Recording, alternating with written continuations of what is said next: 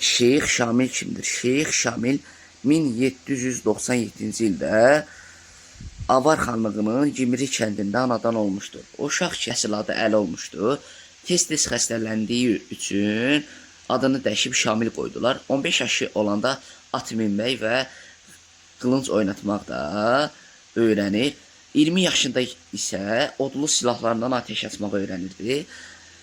1829-1859-cu il arası 30 ildir Ruslara qarşı mübarizə aparmışdır.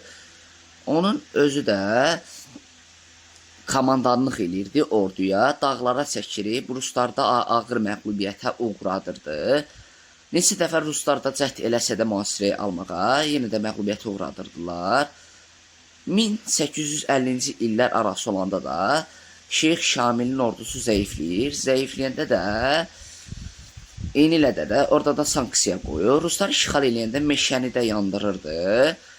Həm də onlara keçən ərzaq və silahları da qabağını kəsirdi. İmkan vermirdilər, ona görə zəifləyirdilər. Onun da əhalisi anasına deyirdi ki, oğlumu da denən ki, təslim olsunlar. Yəni, Şeyx Şamil bunu eşidərək anasına qamçı vurdurmaq istirdi. Anasının yerinə özünə də qamçı vurdurmuşdur Şeyx Şamil. Şeyx Şamil də təslim olmuşdu. Təslim olanda da əsir düşəndə onu da süfrə açırlar.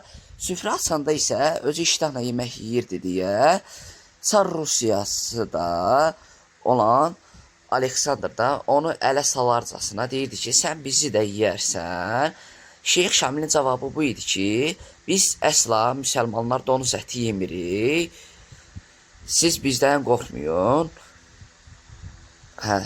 Ondan sonra isə Şeyx Şamil də 1870-ci ildə həcc ziyarətinə gedir. Həcc ziyarətinə gedən